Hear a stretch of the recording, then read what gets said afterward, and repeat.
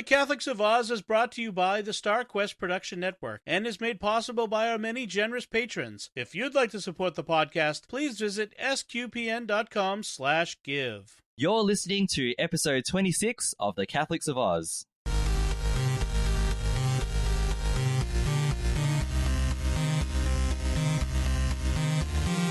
The Catholics of Oz is a show where we discuss faith, culture, and what's been happening from an Aussie perspective. Whether it's synods or science, apostolates and apps, providence or productivity, you can hear it right now on The Catholics of Oz. Hello and welcome to episode 26 of The Catholics of Oz. I'm your host, Lindsay Sant, and joining me today, again, we've had 2 episodes together so far this year, but joining me again is Jerry. Jerry, how you going?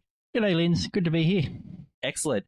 And let's celebrate today. I think, Jared, when we got you back on the podcast, I mentioned something about dancing elephants and red carpets and fireworks. Absolutely. All right, so Caroline, it's your turn. Welcome back to the podcast, Caroline. Yay, thank you. It's good to be back. Yeah, so we've so Caroline, you were doing a few episodes with me at the end of last year, so Jerry had to take a break, then you had to take a break. So yes, I had a very, very busy summer holiday house moving time. So yes, had a lot going on. Yeah, it's always busy when you're moving house, isn't it? Oh yes, I don't want to do it again ever. Yeah. All right, so it's good to get the bands back together for an episode. So before we begin, I just wanted to remind everyone to like the Catholics of Oz on the SQPN Facebook page. Don't forget to retweet our episodes on Twitter and to leave us comments on those platforms as well. You can subscribe to, I'm going to pull back the curtain here. On my notes here, I've got Apple Podcasty when it should say Apple Podcasts. So that's a typo that's just thrown me off there. But you can subscribe to us on Apple Podcasts, Google Play, Stitcher, TuneIn, and your favorite podcast apps. We are also on YouTube. So if you just look for SQPN on YouTube, all of our episodes get posted there. Just don't forget to hit the bell so that you get notifications. And you can also leave us feedback on iTunes and other podcast directories, which helps to grow our audience and to meet new people, which is what we always love doing. So let's get started with Faith Beyond Borders. Well, I'm actually feeling rather good about this. I think we've all arrived at a very special place, eh? Oh. Spiritually, ecumenically. How do you make somebody love you without affecting free will? Welcome to my world, son. You come up with an answer to that one, you let me know. Yes, I had to work very hard to pass Latin and theology. Oh, quite. Those are, of course, the most important things. Oh, yeah. I'd sit this one out, Cap. I don't see how I can. These guys come from legend. They're basically gods. There's only one god, ma'am. And I'm pretty sure he doesn't dress like that. So for today's Faith Beyond Borders, we wanted to focus on February the 8th. So we're recording the day after that. But we wanted to focus on a feast day which is in the church on February the 8th. And it's the feast day of Saint Josephine Paquita. And she's a Sudanese woman, or I should say was, who was basically a victim of human trafficking. She came to faith during her journey. But we thought it would be good to focus on her for a couple of reasons. One, because her story is amazing, and I think a lot of people should hear it. And another reason is because her feast day coincides with what Pope Francis started a handful of years ago. And it's basically an international day of prayer against human trafficking and to raise awareness for human trafficking as well, which is still a big issue in our world today. I thought I might just start, before we talk about her story, with a couple of statistics. So first of all, around the world, there can be between 20 to 40 million people who are living in modern day slavery. And this is obviously illegal activity. So there was legal slavery a long, long time ago, but this is illegal slavering. And the number is actually not entirely known because there's no easy way to collect data on how many people are actually in slavery. Quite a lot of them are children as well who are trafficked. And a lot of the reason for trafficking and slavery can be including things like forced labor, forced marriage, prostitution, and organ removal. So it's a terrible human crime in our modern world. And Saint Josephine Paquita was a victim of this as well. And she went through some pretty awful things as a part of her being trafficked. But Jerry, I might throw over to you. You've got some notes on just a bit of her background and some of her story. So can you share that with us? Yeah, sure. So when we were looking and planning this topic, I read up on her and I found her story. Like you say, it's a fascinating story, and it turned out that I ended up sort of making quite a few notes and stuff on her life story. And then when we decided to do the podcast, rather than just focus on the human trafficking and slavery side, they're actually focused on the saint whose feast day was yesterday. So, all right. So she was born around 1869 in a place called Darfur, which is in Western Sudan, in the village of Al Gossa. Now, her father was brother of the village chief, and she had 3 brothers and 3 sisters. In 1877, when she was about 7, 8, 9 years old, it's a little fuzzy. Now, she was abducted by Arab slave traders, and she later recounted, "I was 9 years old. I was walking in the fields with my friends, a bit far away from home. 2 strangers appeared from behind a fence. One said to my friend, 'Let the small girls go into the forest to pick me some fruits. You continue walking. We'll catch up with you soon.' His plan was to fool my friend so he could kidnap me, and she would not be there to tell. I did what I was told. Once we were in the forest, 2 men came from behind. One grabbed me vigorously, the other pulled out a knife and held it to my side. 'If you cry, you'll die. Follow us.' I was terrified." Now, she wasn't able to remember her birth name after this abduction, and she took the name Paquita, and that was given to her by the slavers, and in Arabic that means lucky one or fortunate. She was forced to walk barefoot for about 960 kilometers or 600 miles to another town within Sudan.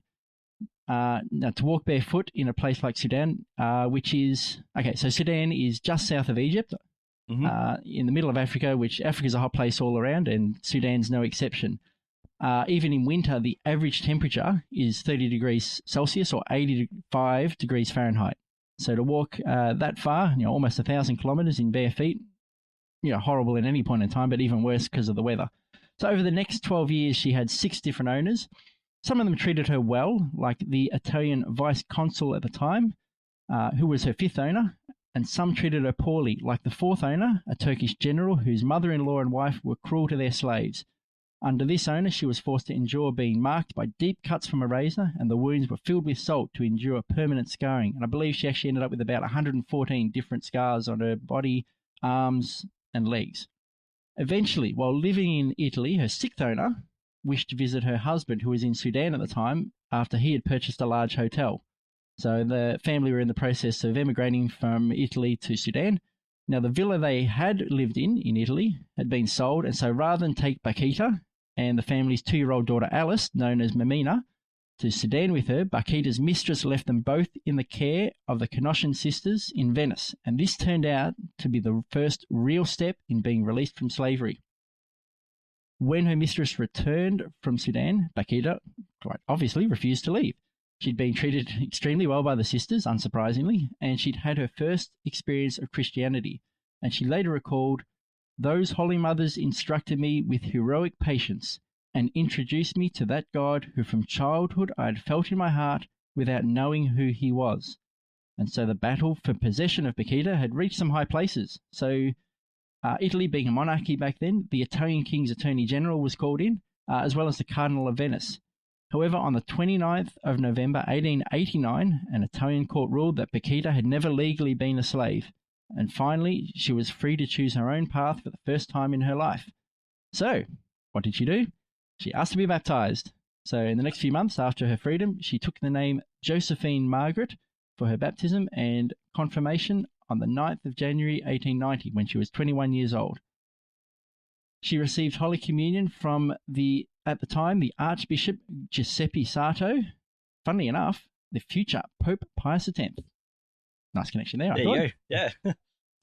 Cool. So, within 4 years, she'd entered the novitiate of the Canossian sisters and took her vows 3 years later. And in 1902, she was assigned to the Canossian convent at Schio, where she would spend the rest of her life. Her days were filled in service as cook, sacristan, and doorkeeper, as well as being in frequent contact with the community. I love this part here. She was once asked, "What would you do if you were to meet your captors?" Without hesitation, she responded, "If I were to meet those who kidnapped me, and even those who tortured me, I would kneel and kiss their hands. For if these things had not happened, I would not have been a Christian and a religious today. Paquita passed away on the 8th of February 1947. For 3 whole days, her body was on public display as thousands paid their respects. Canonization was petitioned immediately, and Pope John XXIII opened the case in 1959. Pope John Paul II declared her venerable on 1st of December 1978 and blessed on the 17th of May 1992. Finally, she was canonized as a saint on the 1st of October 2000 and is the patron saint of Sudan and human trafficking survivors.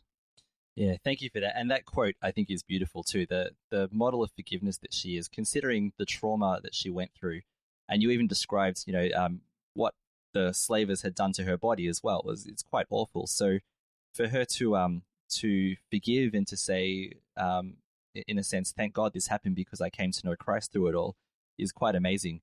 And I think it's important that we do hold her up as a model for many things, for being a great woman of faith, but also, as Pope Francis has linked to her story to the plight of modern human trafficking as well. Caroline, you said that you did a bit of research on, now that we're talking about the modern side of things, on how we could look for products and things that we have, or when we're shopping at least, we could try to make sure products that we have are not built by slave labor, sweatshops and things like that. So what did you find in your research? Yeah, so, as someone who is a consumer who likes to purchase goods, namely clothing, but I mean, I think it's good. I think it's good. Well, I'm the main purchaser of the house as well, for especially now we've moved into a new house and, I've had to buy several, bits of furniture and whatever else. I think it's important that we are conscious about where the goods that we purchase come from and what kind of effect it has on the people who make them. And, because we don't want people to, make our clothing and, other goods under, in bad conditions, in slavery conditions, and all of that kind of thing. So you can actually look up any brand on a site called Good On You, and it's Good On You, all one word, .eco, and they will give you a rating in terms of how these products are affected in terms of, 3 categories really. What impact the production of these goods have on the planet?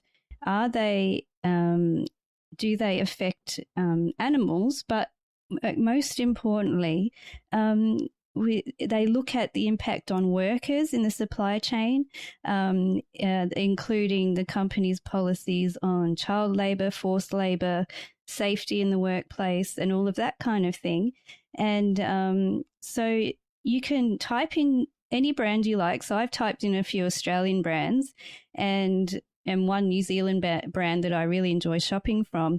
And I was actually a little bit shocked. Yeah. I may need to reconsider a couple of brands that I shop from because while, they may be affordable, they may not be actually treating, from the first steps of production, may not be treating people in the best way, or they may not be in completely ethical conditions. Factories in Australia, most of them, there's not many left now, but if you are working in a factory in Australia, there are certain conditions that, have to be met. Like, people should be able to be paid well. They should be able to have lunch breaks. They should be able to have, have an 8-hour day, not a long day. And then, like in other countries, I've seen documentaries of production of goods where people work basically from very early in the morning to very late at night. They don't get paid very much. They don't get to eat very well. They basically live and sleep in the factories. So, and we don't want our goods to be made, in those conditions. We want people to be paid well. We want people to be able to eat and have a nice life, just like we do. You type your brand in and a rating will be given in terms of people, planet and animals. And you can make a decision whether you want to continue buying from that brand or not. And I would suggest as a further step, if the brand you really like are not meeting, not having a good rating, not high rating in terms of these three, why not contact them and say, look, I'm really concerned about this. I love your brand, but I'm not pleased with the way, the people are treated who, manufacture these goods. So, I mean, maybe we can't directly do something about slavery, but this is something small that we can do. I mean, why sit back and say, I'm just not going to buy from this brand? Maybe we can take a step and maybe, contribute to improving where these goods come from.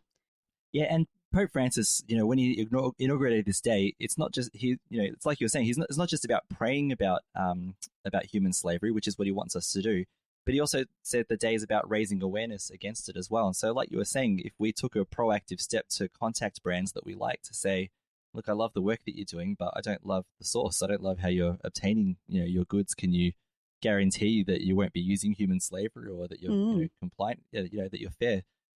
There's also ethical shopping. Like even in our supermarkets, they have fair trade products as well. So I've seen lots of fair trade tea and coffee, which I'm relieved about because those are my lifelines. So stable. Most people's. But the idea of fair trade is that a person who makes that product for you, whichever part of the world they come from, they're paid fairly, they're treated well, they get the money they deserve for their product, and and they have the same access to income that we would have as well. And so that's another thing that we can do. Now, we can't do fair trade for everything, unfortunately, but it's good to be able to take a step to move towards trying to be a bit more ethical with the products that we buy as well. Because I don't think anyone at the end of the day would sleep well knowing that things around their house were made because of slave-like conditions and sweatshops and things like that. We wouldn't be too cool about that. No, not at all. Yeah. I just wanted to add as well, 2 years ago it was, we had a mass at one of our junior campuses. So when I say junior, these are students between the ages of 12 and 15, so year 7 to year 9 for us. And it was just before the weekend of the feast day of St. Josephine Paquita. And so we had a Salesian priest, quite elderly, beautiful man though. And the reading was You Are the Salt of the Earth, which was our Sunday reading today. So as a symbol, he had some salt on the altar and he used it for his homily. But he also spoke beautifully about St. Josephine Paquita. And at the campus where he was doing the mass, we actually have a higher proportion of students from South Sudan. And some of them have refugee background, things like that, or have come from some pretty awful things and things like that. So he, after his homily, he got every single one of them to come up on the stage, and there were quite a few. It was a very crowded stage. And he looked at them and he said, "You guys, you are the light of the world. You're the salt of the earth." He said, "You are Christ right here for us." And it was an amazingly beautiful gesture. And then he said, "I want to shake every single one of your hands as you leave the stage." They said, "No, I don't. Actually, here's what I want to do." And he went and grabbed this little box of salt. And as they went off the stage, he gave them all a grain of salt. He said, "You are the light of the world. You're the salt of the earth." And, it took a bit of time, but it was such a beautiful gesture and such an amazing thing. So he linked that beautiful saint, from their country to them and said, "This is you. You're the light of the world. You're the salt of the earth." So I think that's a gesture that a lot of them, it would have stuck with a lot of them for a very long time. So quite a beautiful thing. Is there anything else that we wanted to say about this, or should we move on? Jerry, you got any other thoughts? Or No, I think we covered it pretty well. Okay. Great. All right. So let's roll on. So Caroline, we're going to roll over to you because we're going to talk about science. What a fine day for science.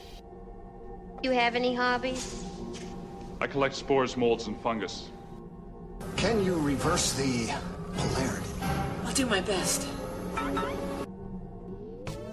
Science, science, science, science, science.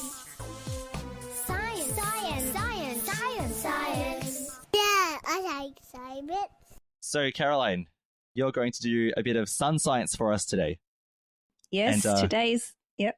Yeah, and this is very, very exciting stuff because I did watch a documentary that's related to this recently. So tell us about the sun, Caroline. What's going on? Yeah, so this segment today is all about the sun and a very exciting development. We have just been shown one of the most detailed, no, probably the most detailed and highest resolution photo of the sun ever taken. This was taken from a new solar telescope in Hawaii. The construction of the telescope began in 2012 and it's just started becoming online now. Wow. And yes, it's the Daniel K. Inouye solar telescope located on the Halikala volcano on the island of Maui in Hawaii. Another reason to want to go to Hawaii now. Yes, so many reasons. So many reasons. One day I'm going to get there. So this telescope is quite large. It's actually the biggest solar scope on Earth. It's got a primary mirror of 4 meters round. So that's about 13 feet. That is very large. So it's able to gather heaps of light and get us some really good images. So what does this image look like? It looks actually quite delicious. It does. It really does. Yes. It really does. So the image that they gave us, and there's some video too of it, it actually looks like honeycomb or like bubbling caramel. But it's not as simple as that. It's actually bubbling plasma, superheated plasma full of energy and light and magnetic energy. And you can see this, convection currents of plasma bubbling up to the surface and back down again. And each of these bubbles is about the size of Texas, they're saying. Wow. So now we know that the sun is massive. So it's covered in Texas, just all over it. So and so it's easy to think when you're looking at these images that it's, just these little bubbles, but they're actually super, super massive. And, the sun is super, super massive. So can't take it lightly. So as we see the convection currents of the bubbling up plasma, you've got some light yellow regions, which are like the really super hot areas. And then you've got they've got like black borders or, darker borders, which is where the plasma is cooling down and going back down to the surface of the sun again. And so basically, the motion of these plasma creates magnetic fields and electrically charged particles, and it's responsible for the dynamic nature of the sun. The sun, we just look at it, from Earth, and we see a yellow sphere, but it's actually it's a raging ball of energy and movement, and it's just dynamic. It doesn't just sit there; it's just continually producing energy. In the form of light and heat and particles, and the particles, spurting out and creating solar wind into the, and affects the Earth. And that's why they want to study it. The solar wind can affect satellites and communications and electrical grids on Earth here. So the more we know about it, the better prepared we can be for solar flare, solar events. So that's really one great thing that we saw this week. Now, Lindsay, I think do you remember watching a documentary we watched ages ago? One was the sun and one was the moon. I think they were BBC documentaries. Yeah, there was a set that we bought, I think. Yeah. And on DVD. On DVD. That's right. I think that's probably what sparked, definitely for me, my interest and love of the sun. And so this was about the project from NASA called SOHO, which is the Solar Observatory, and Solar Heliospheric Observatory. I'm sorry. Sorry, you didn't have podcasting in your notes, so you're okay. Yes. So what they do is they've got a probe out in space, and they basically have different images of the sun at different wavelengths. And so you'll get different color pictures. So you'll say green and red and yellow, blue and orange and yellow. And each different image will give us like a different aspect. So you can see different details of the sun, and all of them show these amazing, rings of magnetic energy and solar flares bursting out. And there's one as well. They have, so they basically block out the sun itself, like with a ring, and all you can see is actually the solar flares. So these massive big solar flares blowing out energy. So when the magnetic rings break, because they don't stay as rings, they're too unstable, they just break, and that's when all the charged particles come spewing out at the Earth. So with that project and these images that we're getting from the telescope, we can get some more idea of what's going on. And then there's another Parker Solar Probe, which is more recent, that was launched in 2018. I have to jump in and say this is amazing. Yeah. Yes, this is so exciting. I was excited when I first heard about this as well, and I know you've been going on about it for since you heard about it. Tell everyone about the Parker Solar Probe, please. Get excited. So this is how we can touch the sun. Okay, so it's going near the heliosphere of the sun, quite close in, and I think at this closest perihelion, it's called, so like the closest approach to the sun, it'll be about 4 million miles. It doesn't sound very close, but it is very close.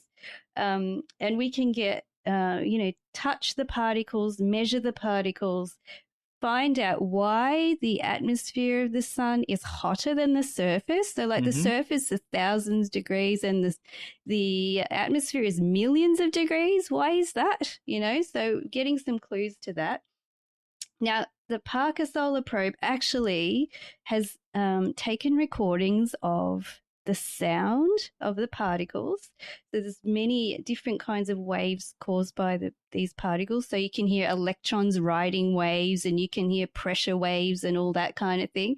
So Dom, I don't know if you want to insert some here so everybody can hear what the Parker Solar Probe has been recording for us.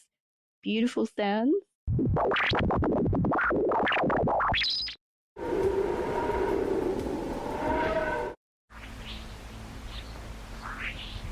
Yes, and then so there's another solar orbiter at the moment too, which is going to be launched on the 10th of February, which is going to join these other missions to give us more information on the sun.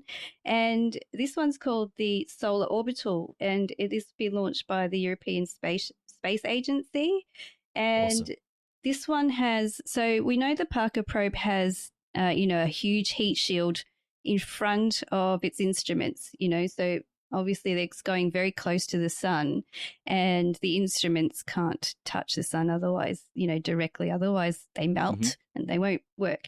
Well, this one has the same kind of shield. It's not going to go as close to the Parker Solar Probe, but it will be connecting and working with this solar probe. What it's going to do, it's going to have peepholes in its shield. So it's got more instruments on it. They're actually going to have some cameras, and one thing that's really cool, it's going to measure iron. So it's going to try and measure some elements created directly by the sun, which is really cool. And yeah, so that one's going to be really cool, another one to look out for. So very exciting time for sun science at the moment. I could talk more about it. I could just keep talking about it, but that's a rundown of what's been happening right now. And we'll provide some articles, and please read up on them. Keep YouTubing. We were YouTubing yesterday about the sun, and we just kept going and going and going, and it was just so great. Those images of the sun, they just blow you away. Just amazing. They blow you away with their solar winds. Sorry. Oh, yes. You're welcome. You're welcome, everyone. Could I recommend as well that if you have a Disney Plus account, on their National Geographic section, they have a documentary on the Parker Solar Probe. It's only about an hour. And it goes into the construction of the probe and the journey of the probe to get to the sun. And it stops about there. It doesn't talk about the information they collected. But it's really fascinating because it talks about the goals they want to achieve and the sun science that they'll be doing.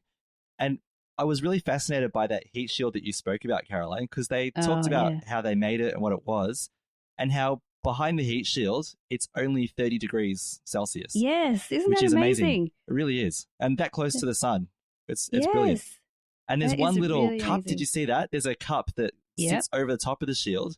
And that I think it allows particles from the sun to pass through it, and it measures them or something. But and it goes through the design of this little cup. Touching and tasting the sun. Isn't that amazing? Yeah. That is just, And I think, one of the creators of it was so proud of his achievement. He'd been working on it for so long. But good on him. Yeah, that is an achievement. That's an unprecedented piece of equipment right there. That's amazing. Yeah, they spent so many years on it that they think of it like their child now, this probe, that they spent so many years to send it up into space and everything. And it's not a big probe, it's a pretty small thing, like compared to other things that they've launched, which is interesting.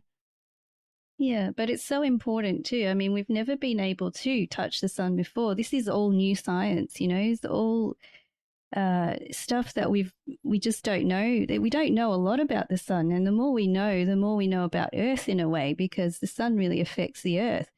So the more science we can get, the better, and it's just amazingly interesting. I mean, I love the missions to planets and all of that. Like, those are so interesting. But the sun is something else. I mean, the sun isn't a planet; it's a bubbling ball of nuclear fusion and plasma and heat and all that. So it's just, it's science that we don't have a lot of information about, and, we're learning more about it every day, and it's just more amazing every day. And I think that, in the conference I was watching yesterday about the Solar Orbiter from ESA, is that the more they find out, the more they don't know, and the more they need to know. So, it just keeps raising more and more questions, which is, that's what science is really, isn't it? So very, very exciting times for, sun science. Yeah, and for those who are listening, Caroline actually does sit down for hours and hours watching YouTube videos and watching live presentations, and she's right into this. I do. The thing is, I think I'll just get a snippet, but I end up I just get sucked right in.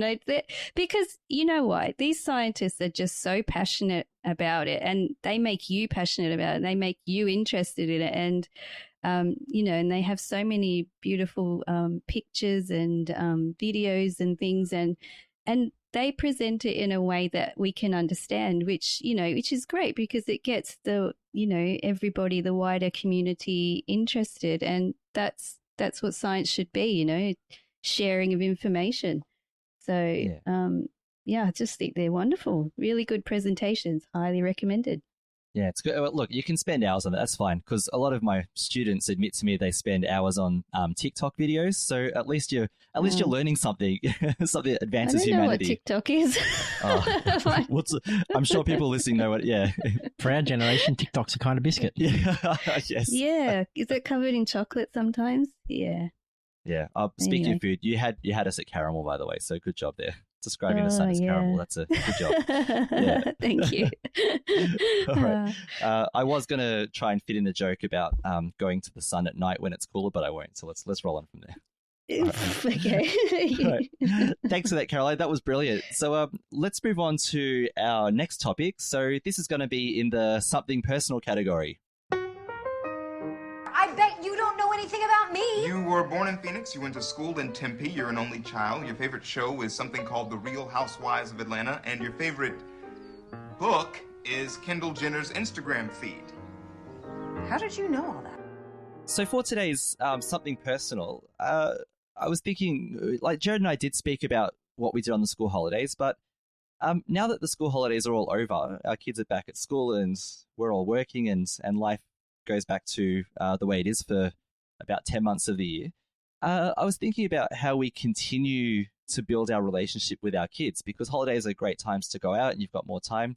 But what else do we do, I guess, to grow our relationship with our kids?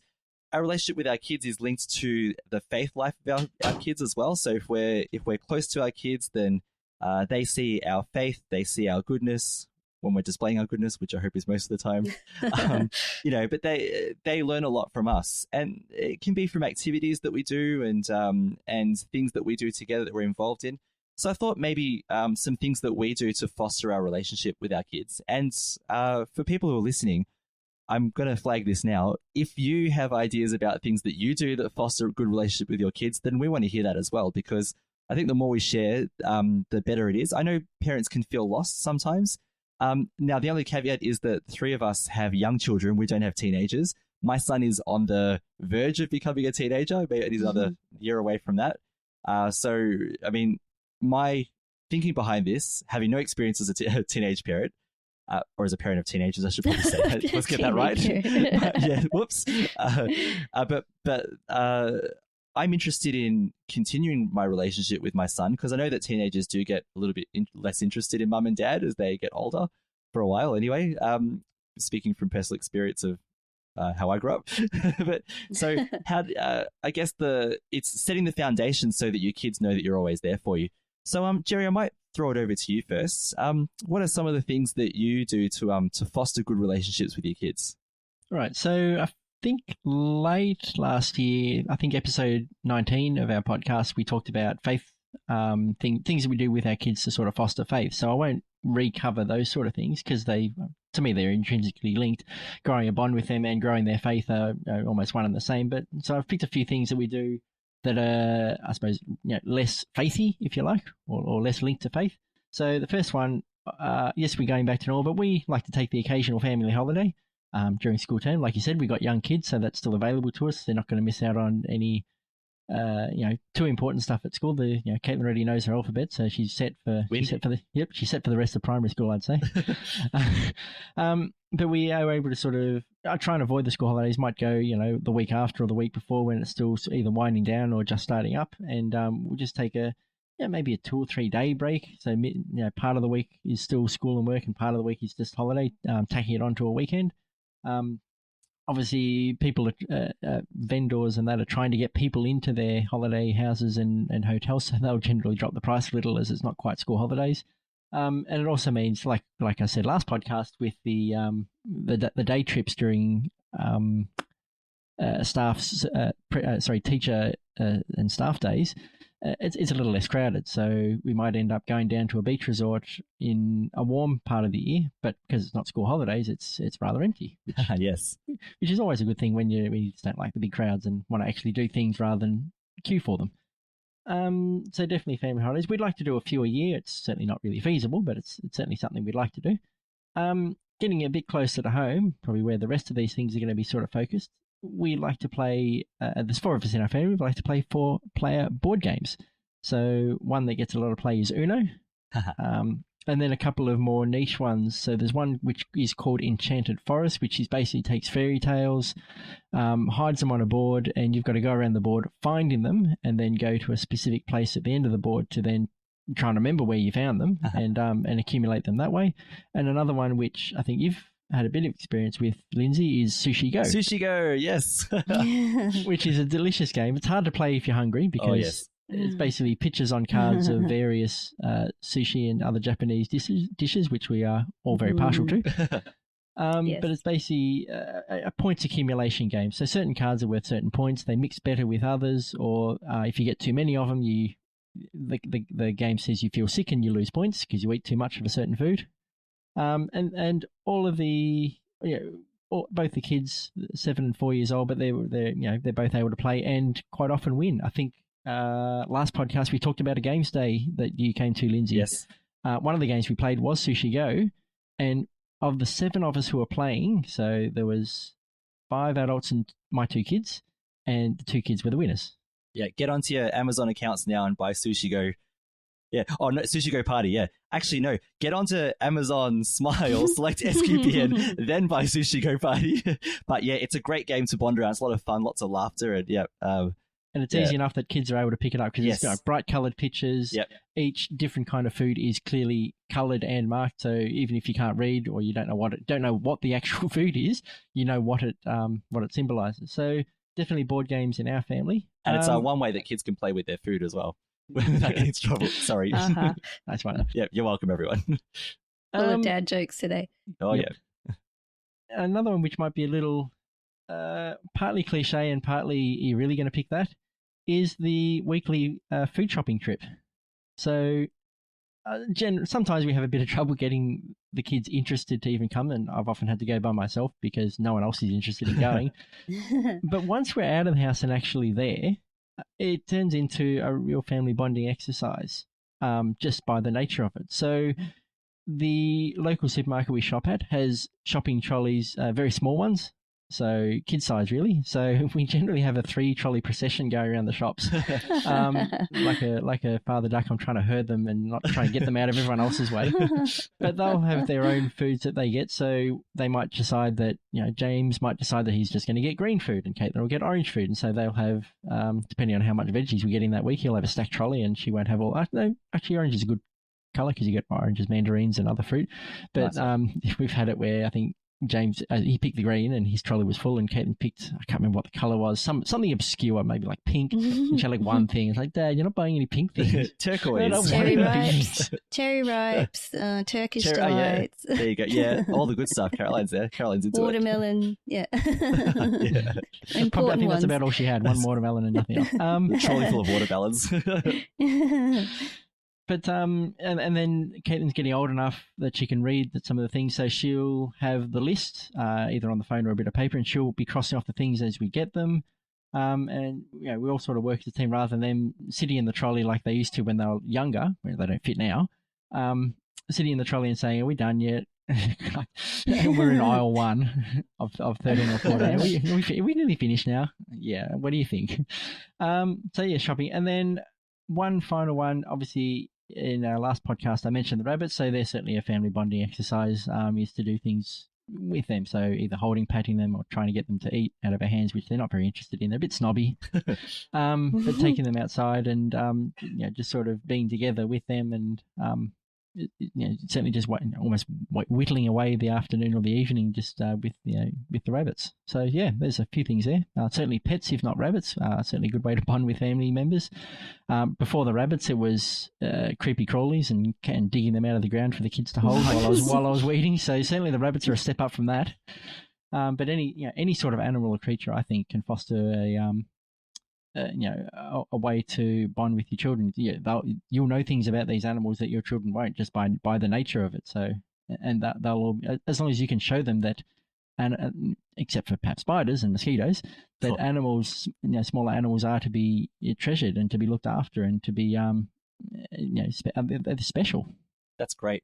What I love especially about those is that they're based on, some of them are based on everyday activities like the shopping and everything. I think that's really good. Really simple ways that you can bond with your kids. Caroline, how about you? You've got a bit of a list here, so tell us some of the things that you've about some of the things you listed here. Yeah. Well, Jerry, I want to add to your shopping trolley experience thing. So we've had to buy a few hardware and do-it-yourself items. So we go to our big hardware store called Bunnings, and they've got the kids' trolleys there too. So my boys get one each, but it doesn't really work that well because they kind of like run around the shop and push them down the aisle, and it's not always a good experience. Oh yeah, when I say I'm trying to keep them in line, it doesn't mean they are keeping in line. They love it when there's a free aisle because they will take a run up, brace themselves. Caitlin will anyway. James is not very upper bodily strength. Caitlin will take a run up and sort of hold the trolley and use it as have races with it. Do a bit of road runner antics down the aisle. So I don't think I've got any more control over my children than you do over yours. The trolley's like it allows them to be a loose cannon. Oh yeah, it's always dangerous. It's fun and yes, bonding, but dangerous.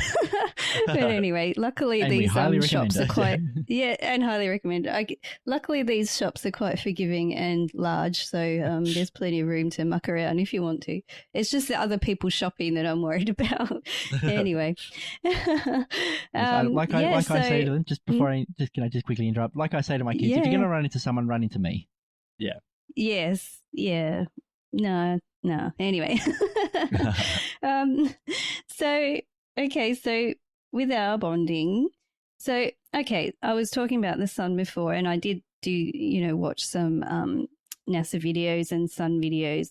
And after the NASA video, because there were pictures of the sun, the kids wanted to watch more sun videos. So I did look up the Soho, and they had some really nice YouTube videos of different colors of the sun. They mix the different wavelengths together, so you get, and they're all in video, so you get to see the sun spinning round and the loops of the magnetic fields and everything. And the boys were just mesmerized by that. So I think my love of space and the sun is kind of rubbing off on them, because they were actually really sitting quiet and watching and asking me about the sun, and and then yet this morning Frankie woke up and said, "Mum, I really love the sun." I thought, "Oh yeah, that's great. Okay, cool."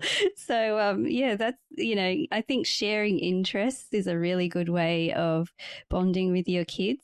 Not just my interests, but their interests. So I think, Lindsay, we've got this in common, that our kids love Lego. So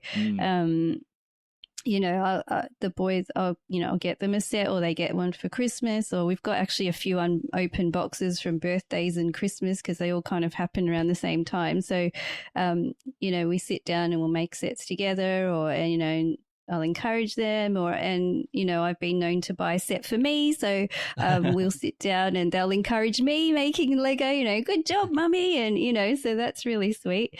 We love to go, walking in nature. We did that yesterday. Went to Listerfield Lake Park and, just had some nice leisure time, relaxing leisure time. It's a warm day, so we, put our feet in the water and, just had some quiet time together, which was nice, watching the ducks and, something less, stimulating, because you can't always be on the go, you need that downtime.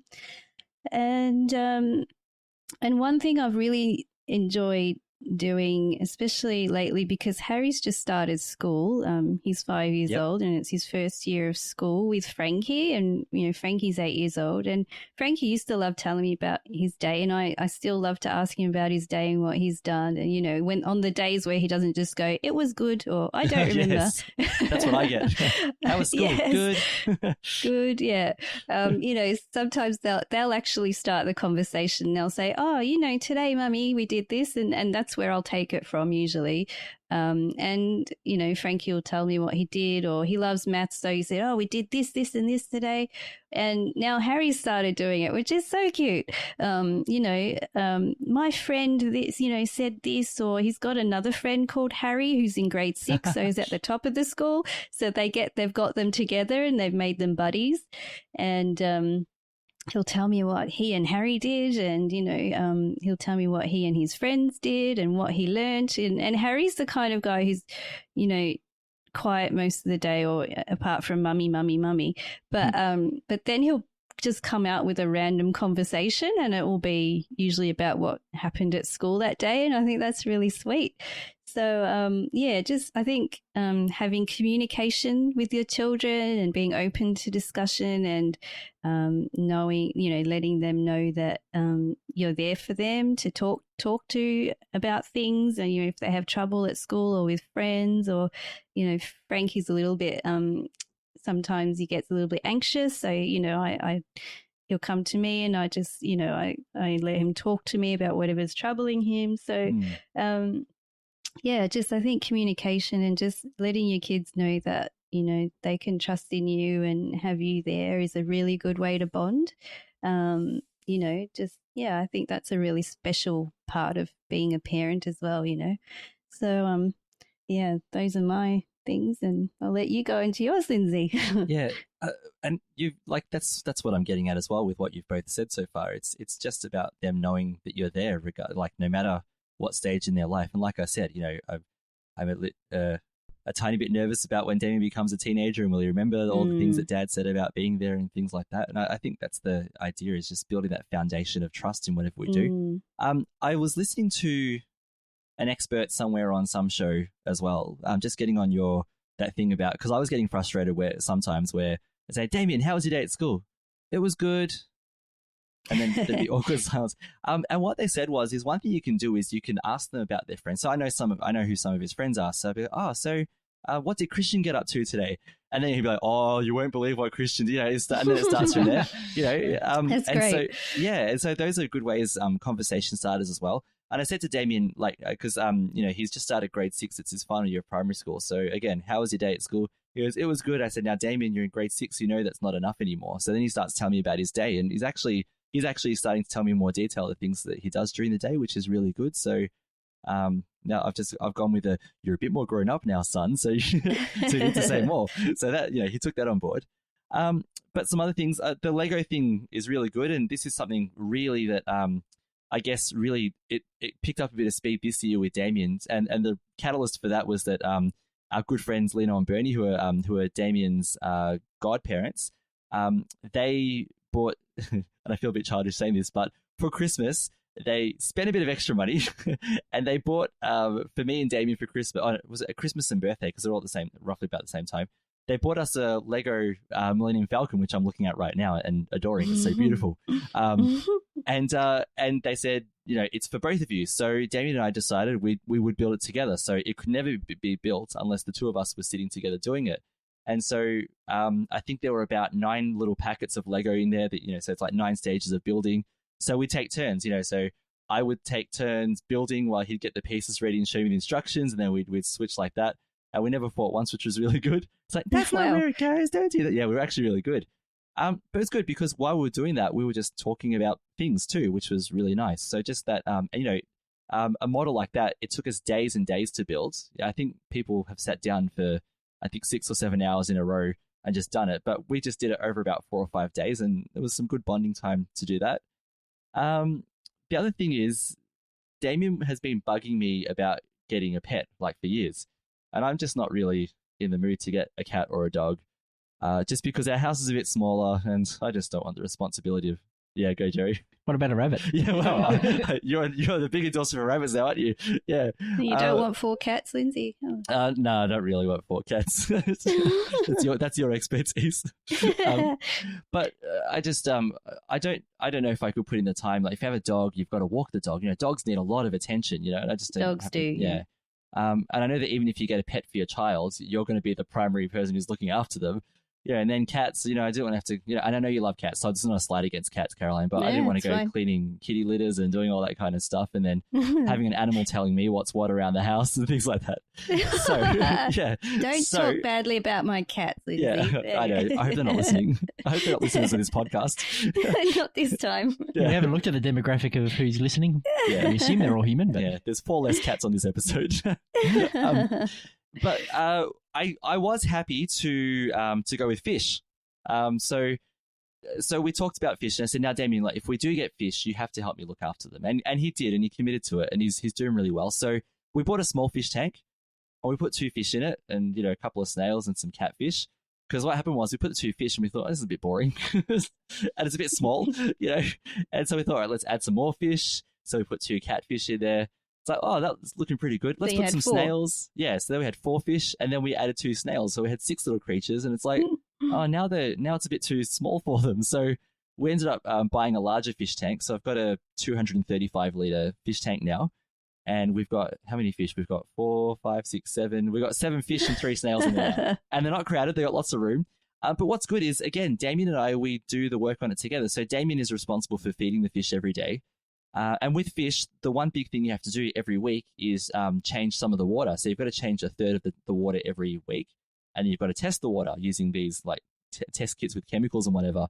And it's a good learning experience for Damien. And, we've worked out a system where we can empty the tank out through the closest window now instead of me carrying buckets through the house and things like that.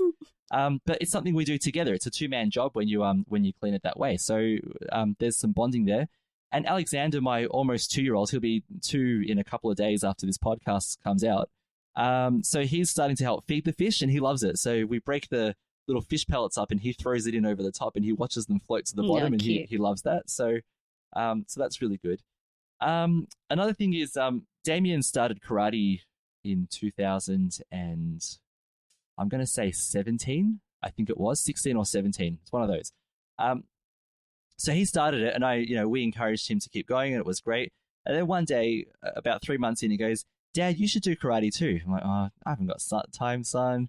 And he kept getting at it.